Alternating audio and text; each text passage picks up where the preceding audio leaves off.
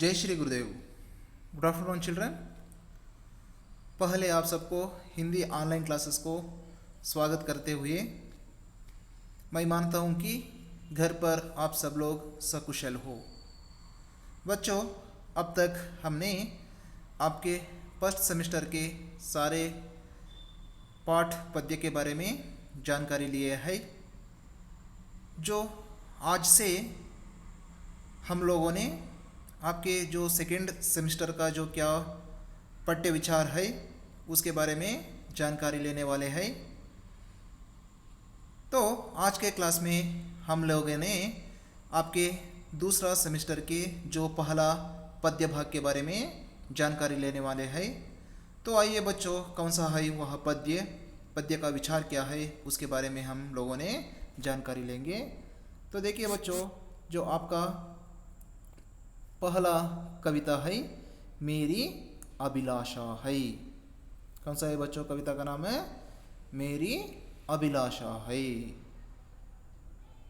इस कविता में कवि यह कहना चाहता है कि अभिलाषा का मतलब क्या है बच्चों? जो आशा बोलते हैं ना, आशा आकांक्षा, जो उसको हम अभिलाषा कहते हैं। तो कवि इस कविता में कवि की जो अभिलाषाएं क्या क्या है उसके बारे में हम लोगों से बताना जा रही है। तो देखिए बच्चों, कवि की अभिलाषा क्या क्या है, जो उन्होंने क्या क्या बनना चाहती है। तो पहला पद्य भाग में कवि कहती है कि देखिए यहाँ, सूरज सा धमकूमय चंदा सा चमकूमय, झलमल झलमल उज्जवल तारों सा धमकूमय मेरी अभिलाषा है। तो यह कवि की आशाएं कैसी है, जो उन्होंने उनके शब्दों में ही कह रही है। जो उनकी सबसे पहली जो अभिलाषा है, उन्होंने क्या करना चाहती? सूरज सा। सूरज का मतलब क्या है बच्चों? सन बोलते हैं ना। जो उनसा धमकूमय, धमकना का मतलब क्या है बच्चों? शाइनिंग। हाँ, जो सूरज सा धमकूमय चंदा सा चमकूमय। चंदा का मतलब मून, जो रात के समय हम जो गगन में देख सकते हैं। हाँ, जो उसको हम चंद्र भी कहते हैं। मून को देखा है ना बच्चों, जो रात के समय क्या करता है, उन्होंने जो हमको प्रकाशमान रोशनी को देता है। जो उस तरह चांद के तरह मैं चमकना चाहती हूँ। और आसमान में रहने वाले सूर्य चंद्र के साथ, और क्या है गगन में तारों का मतलब स्टार्स बोलते हैं ना बच्चों, स्टार, जो उनके तरह मैं झलमल झलमल उज्जवल तारों सा धमकूमय। जो रात के समय आकाश में या गगन में जो तारे जैसे चमकते रहते हैं, जो उनकी तरह जो मैं भी चमकना चाहती हूँ। जो ये मेरी अभिलाषा है।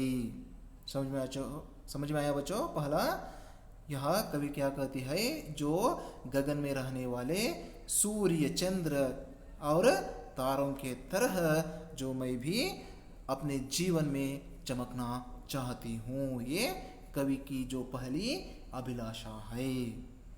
और इसके साथ और जो उनकी अभिलाषाएं क्या क्या है, तो देखिए यहाँ दूसरा पद्य भाग में कवि कहती है फूलों सा महंकूमय। फूल का मतलब क्या है बच्चों? फ्लावर। देखा है ना, तो यहाँ चित्र में भी दिया गया है। देखिए फूल का चित्र, जो फूल कैसा होता है। जो फूलों सा महंकूमय, फूलों की तरह जो मैं भी महकना चाहती हूँ। और विहंगों सा, विहंग का मतलब क्या है बच्चों? चिड़िया बोलते हैं ना, जो इसका समानार्थक शब्द है चिड़िया का मतलब बर्ड्स। जो उसके तरह चहंकूमय, चहंकना का मतलब जो चिड़ियों की आवाज, जो चिड़िया जो कैसे मधुर आवाज निकालती है, जो उसकी तरह चिड़ियों की तरह मैं भी चहकना चाहती हूँ। और गुंजित कर उपवन, कोयल सा कुहंकुमय, जो इस सुंदर पर्यावरण में, वन उपवन में सारे ओर घूम के कोयल के तरह जो मैं भी कुहकना चाहती हूँ। कोयल को देखा है ना बच्चों, जो उसका कंठ सुनने के लिए मधुर होता है, जो उस मधुर कंठ कौन सा, कोयल की तरह जो मैं भी कुहकना चाहती हूँ। ये ही मेरी अभिलाषा है। समझ में आया बच्चों? जो दूसरे पद्य भाग में क्या कहती है, यहाँ फूल के तरह महकना, विहंगों के तरह चहकना और कोयल की तरह जो मधुर कंठ से गाना चाहती है, ये कवि की अभिलाषा है। समझ में आया बच्चों? तो और तीसरे पद्य भाग में कवि यहाँ क्या कहना चाहती है, तो देखिए यहाँ चित्र में देख रहे हो आप लोग, जो सुंदर आसमान और पर्वतों का चित्र दिखाया गया है। जो क्या है इसके संबंधित विचार यहाँ, नभ से निर्मलता लूं। निर्मलता का मतलब क्या है बच्चों? निर्मलता का मतलब सुंदरता, निराल जो बोलते हैं ना, और उसका निर्मलता का और एक अर्थ है निराल, सुंदर।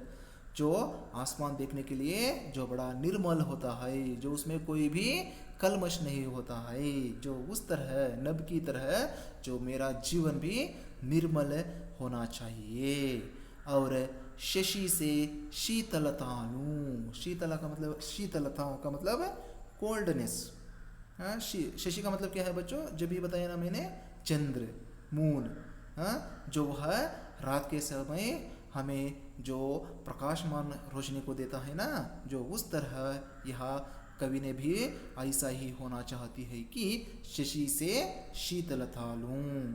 और धरती, धरती का मतलब जो भूमि बोलते हैं ना बच्चों, पृथ्वी, जो उसके तरह मैं सहिष्णुता, सहिष्णुता का मतलब पेशेंस, जो कन्नड़ में उसको ताड़ में बोलते हैं ना, जो उस तरह जो धरती को जो जितना सहिष्णुता है, जो उस तरह की सहिष्णुता मैं भी लेना चाहता हूँ। और पर्वत से दृढ़ता लूँ। पर्वत, पर्वत का मतलब शिखर बोलते हैं ना बच्चों, पर्वत, शिखर, हिल, अंग्रेजी में जो हिल बोलते हैं ना, जो हिल, पर्वत, जो उससे क्या लेना चाहता हूँ, दृढ़ता।